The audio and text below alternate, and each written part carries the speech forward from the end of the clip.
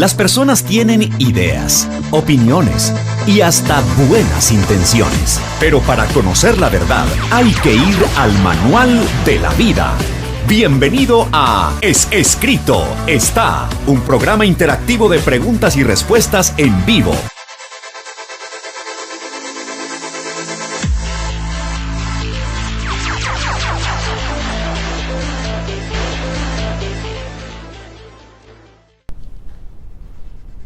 ¿Las fiestas bíblicas son solamente para los judíos? Pregúntale al Roy. Es una pregunta muy interesante y bien importante de tener clara. Las fiestas solemnes, como nos lo indica el libro de Levítico, Vallicrá, en el capítulo 23, puntualmente dice: habla a los hijos de Israel y diles: las fiestas solemnes de Yahweh, las cuales proclamaréis como santas convocaciones, serán estas. Este texto es un texto muy claro y nos hace referencia que son no las fiestas de los judíos, sino son las fiestas del Eterno. ¿Para qué?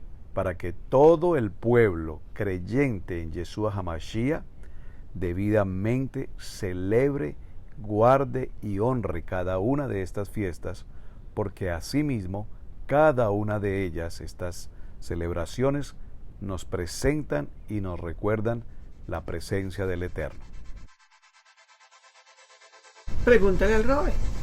¿Por qué los cristianos deben cumplir con las fiestas si solo nos dieron 4 mandamientos?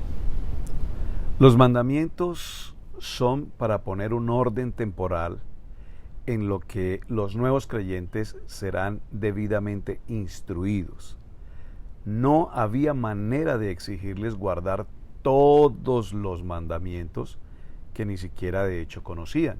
Sabemos que realmente hay un contexto de 613 mandamientos comprimidos o establecidos en lo que conocemos como los 10 mandamientos o la entrega de la Torá del capítulo 20 del libro de Shemot, Éxodo. Pregúntale al Roy. ¿Por qué se consideran las fiestas días solemnes? Porque evidentemente durante la celebración de estas convocaciones, en primer lugar es un mandamiento dejar todo lo que uno esté haciendo para presentarle toda la atención a lo que el Eterno nos enseña a través de estas convocaciones, recordando que cada una de ellas son lo que llamamos un kairos de Dios. ¿Qué es un kairos? Un tiempo escogido por el Padre Eterno en el cual Él manifiesta su Shekinah para con nosotros. De otra manera, es una cita divina que tenemos con el Eterno. Pregúntale al Roy.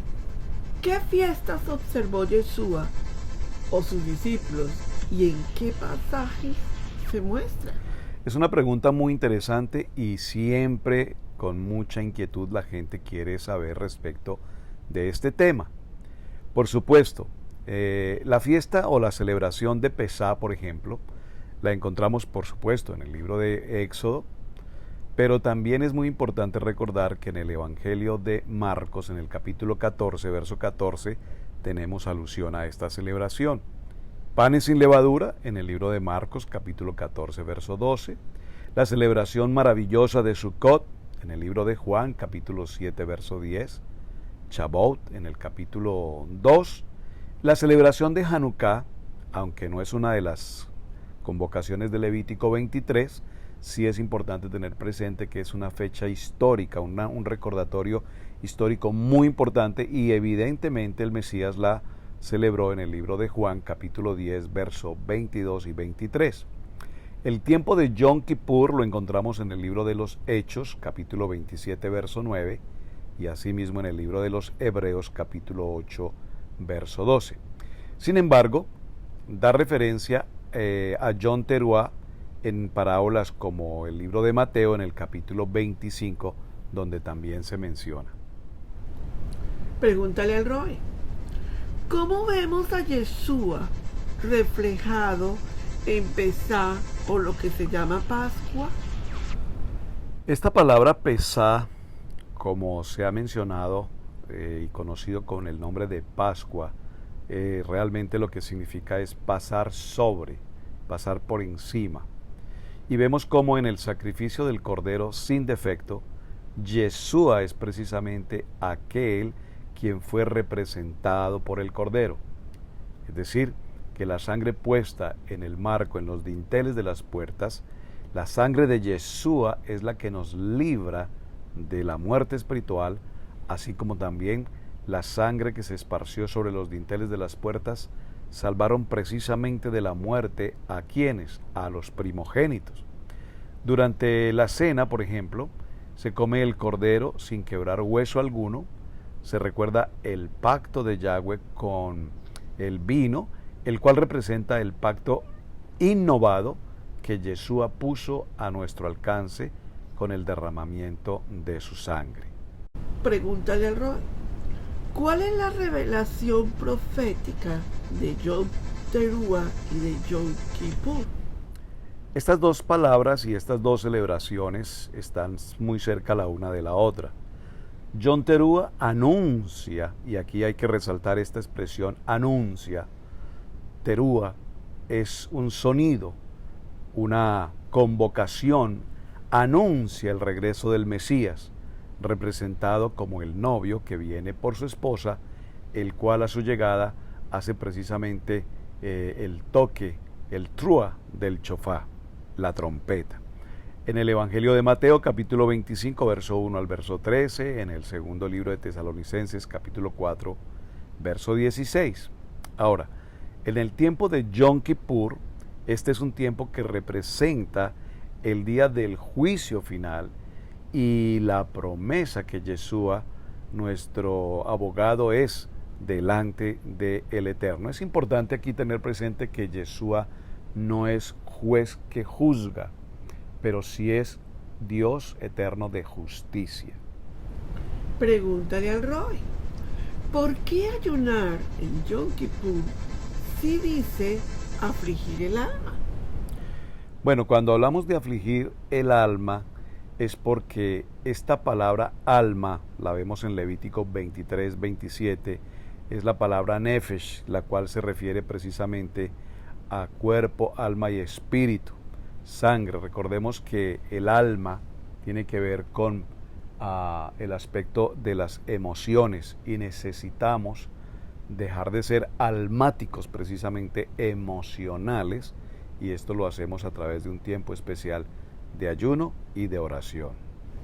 Pregúntale al Roy, ¿por qué celebrar las fiestas si no hay templo? Evidentemente, aunque hoy no tenemos templo para este tiempo, pues porque el hecho de no haber templo no anula de ninguna manera los mandamientos en cuanto a la celebración de la Santa Convocación. Solo los sacrificios, y al celebrárselas, sabremos cómo hacerlo cuando haya templo nuevamente. Es decir, que la celebración es parte de un protocolo, de un seder, que lo llevamos a cabo para recordar y tener presente y practicarlo, si puedo decirlo de esta manera, para cuando nuevamente tengamos el templo entre nosotros. Pregúntale al Roy, ¿no es Purim una fiesta pagana? Purim no es una fiesta pagana, ya que tenemos el testimonio bíblico como lo narra en el libro de Esther, y allí están precisamente todos los antecedentes históricos de esta época que está evidentemente respaldada por la Escritura. Pregúntale al Roy, ¿por qué celebrar las fiestas en nuestro lugar de residencia si luego no deben de ser en Jerusalén?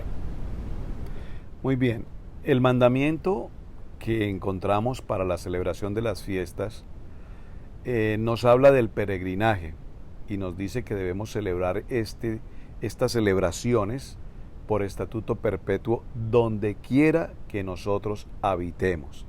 Ahora, recordemos que aquí hay una palabra que quiero resaltar y es la palabra casa, porque debemos cambiar el contexto de lo que veníamos en la tradición de la iglesia y entender que la casa, en el lugar donde nos encontremos, será el lugar donde llevemos a cabo la santa convocación. El libro de Levítico en el capítulo 3, verso 17. Pregúntale al Roy. ¿Por qué en el Evangelio de Juan dice que son las fiestas de los judíos? Muy bien.